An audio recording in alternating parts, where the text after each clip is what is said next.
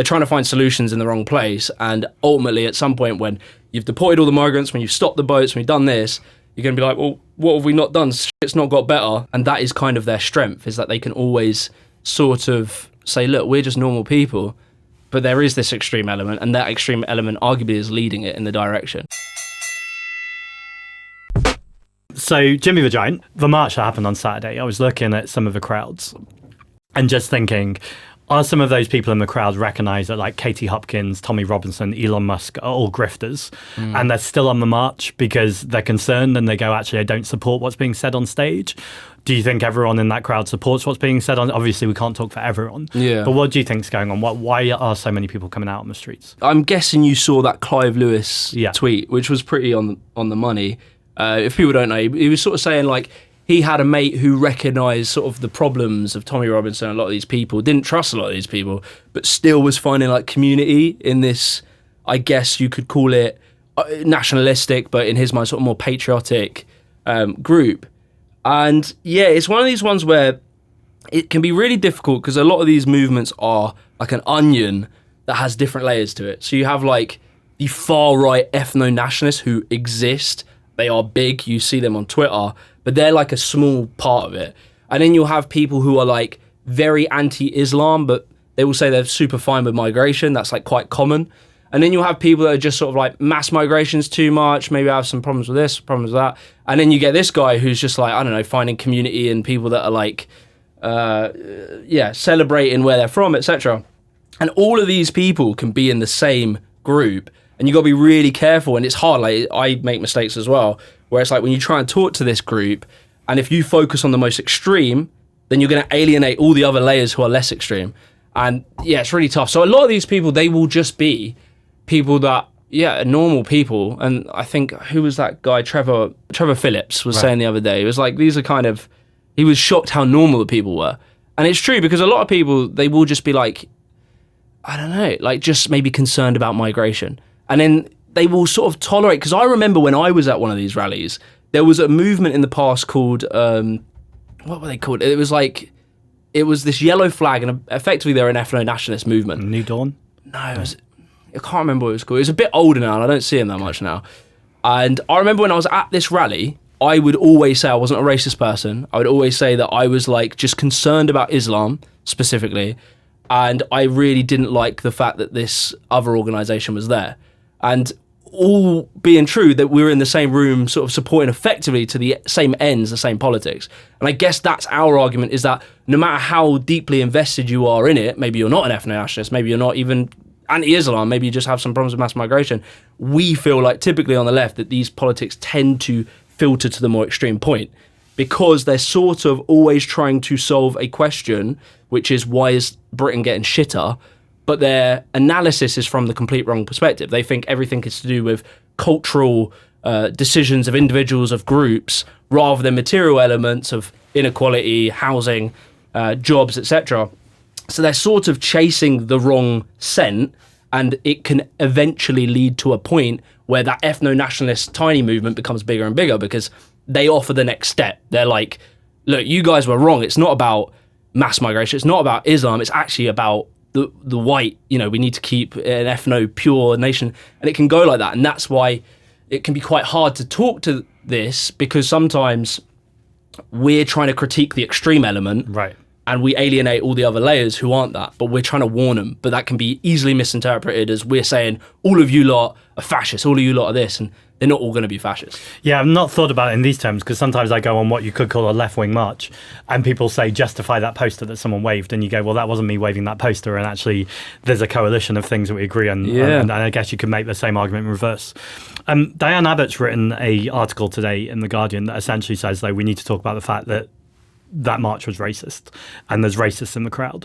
And if we justify too much of this around inequality and austerity, what we are doing is normalising or justifying racism. Now, I'm asking you a really hard question here, because if you ask me the question back, I'm hearing Diane's words, and I'm reflecting on them myself, and we're all doing this in real time. I think those people can lead the movement, but they're not like, it's typically, I even think people would have said this in like 1930s, etc. They would have been like, it was more the people that were standing around idly by and allowing the extreme elements to lead it.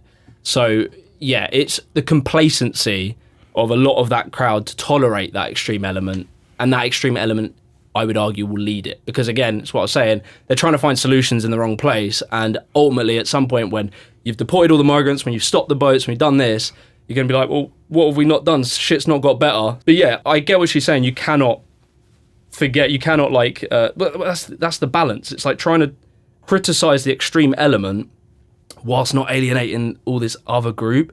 And that is kind of their strength, is that they can always sort of say, look, we're just normal people, but there is this extreme element, and that extreme element arguably is leading it in the direction. Because if you know, there's working class people there walking, and they're watching Elon Musk, you know, a multi-billionaire, tell them what they need to be doing in their country, classed as patriotism. And part of me, even the most empathic part of me, goes, I don't understand how someone doesn't look at him and go, he is totally uninterested in my material conditions, my country.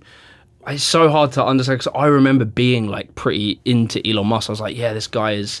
Because they give you different concerns. They give you the concerns over free speech, wokeism, and immigration. They're the big problems. And they also sell you like this, I guess, like inevitability of capitalism. So they will say like, they will never critique the system. The system is always how it is. Like capitalism will always work like this. This is normal, but the problem are these small elements within it. There's even that like kind of famous meme they always share, which is like the top 1% versus the 99%. Like the classic image is we should be like going after this 1%, but then they edit the image to have like it halved. So it's a percentage of the 1% you should be worried about, and a percentage of the 99% you should be worried about, which is like the enemy from within kind of rhetoric. But yeah, it's so strange, because I remember thinking he was like a liberator, which is insane. Because like, what would it be of his interest to give a shit about Britain? I don't. I'm sure he's been to Britain, but he knows fuck all about Britain. But somehow, I suppose when you're in this desperate mindset, it's like there is this element of power and strength that you're kind of attracted to, because that's also part of the narrative of like, from that angle, why society is crumbling. It's because we become weaker, become too empathetic, we're allowing too much, too many human rights, too many stuff like that. And then he represents this kind of like somehow strongman narrative, which I wouldn't say he comes really across like that, but somehow he works like that. But it is so weird, that disconnect of like, this is literally the wealthiest, most influential man on earth, and somehow he cares about the little people. Right. And it's insane how they keep that in the brain. But I've done it. I used to think like that, and it is just weird in reflection. Hard to... And how gendered is it? Because the caveat I want to give is that everyone always talks about young men voting reform, and it's true, but actually more young women are voting for the Green Party than young men are voting for reform, but we rarely hear about that. Yeah. Having said that, though, I know from when I visit schools, like, young men are interested in Nigel Farage. They are interested in reform. Do you think this is about strength and power, or is that too simplistic a narrative? I think it's part of it, because I think when you're a young lad, you're sort of always told to admire strength, whether it's overt or just like subconsciously. Like, we look up at athletes. There's nothing wrong with this inherently, but like, if you just think of the trajectory of being a young person, you're brought up admiring athletes, which are like physically perfect beings. You're brought up watching films about how one bro saved the fucking day. You're brought up admiring celebrities who are very attractive to women. There's an archetype that from a young age as a man, you're always kind of like looking at, and you're being told it constantly. And you can then, in some regards, be more likely, like women aren't quite given that message in life, that they need to be the strongest, baddest bitch. That ain't really like a thing that women, I would say, are probably fed their whole life. But young men, it's kind of like, if you're not that, you're a loser. And you don't want to be a loser, because you'll be poor, women won't like you. And so if you're fed that messaging all throughout your life, then you'll have this innate sort of subservience to powerful people. You'll think, well, Elon Musk must be right because he is successful, and success is everything. And you'll see that throughout the whole, you're fed this lens of looking at the world of like, effectively, strength and sort of biological determinism in some regards is good just in and of itself. Doesn't matter how, why, or what they represent. It's the same like with Andrew Tate. like most people would say, yeah, morally he's not a good guy, but he did it, man. He like made it. He came from a rough background and he's successful. You can't argue with the success. And I think there is that very very hard thing to reckon with that we have been taught that our whole lives. That is the image of masculinity. And I guess your politics can easily be warped towards seeing power as everything. And you might not in your head put those those things together that is what it is. But I think that does drive that. Yeah, when you're lost, you're a man, you're lonely, you're single, you're struggling in the economy like everyone is, and you're thinking, well, it's because I'm not like this cool dude. I need to be more like that, and then I can have success. Yeah, makes sense. Yeah. So when I was out in Clacton, I could feel like conversation at a time, you can turn people around. You can sit there empathically and listen and eventually kind of have the conversation where you can see people are joining the dots. Obviously, having those individual conversations, though, with every single person in the country who might be fueled by the right is going to be a very difficult challenge.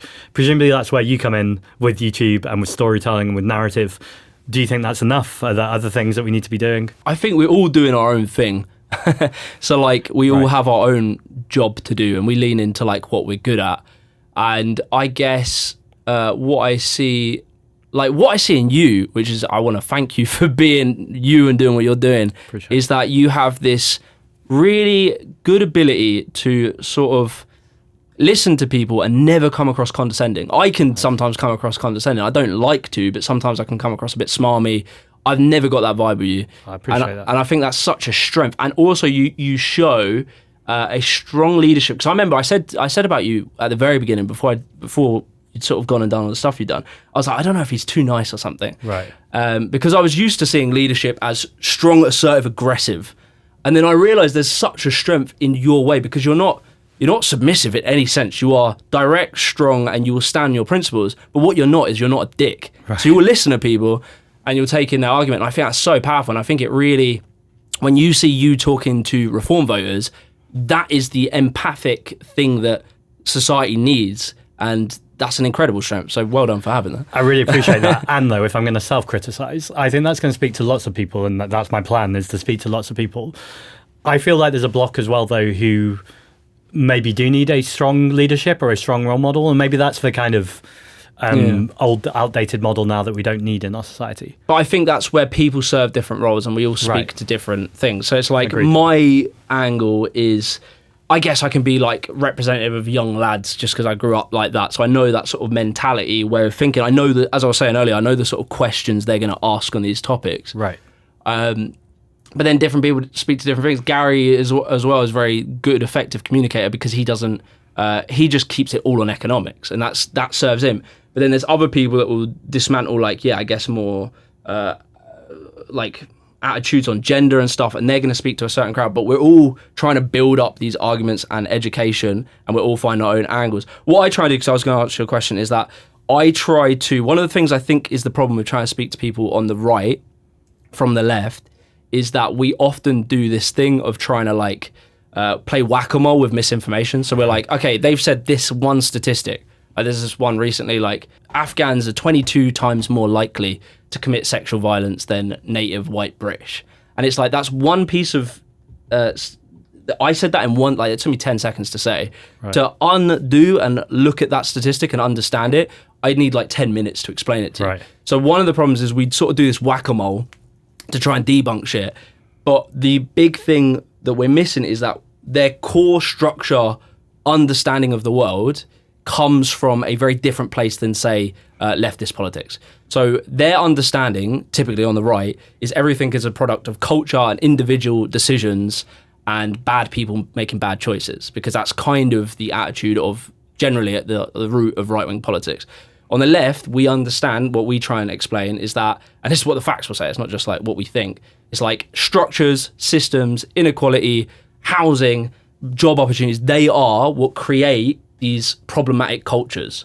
So if you see more crime rising, it's because we've created places where that can foster. And when you go around this thing of whack-a-moling all these bits of data, they go, okay, maybe that one was wrong, but this one's right. But you're never replacing that core underlying sort of belief system that individuals and bad people, bad actors are the root of all problems. You need to replace it with a sort of more material lens, understanding of how these social problems manifest.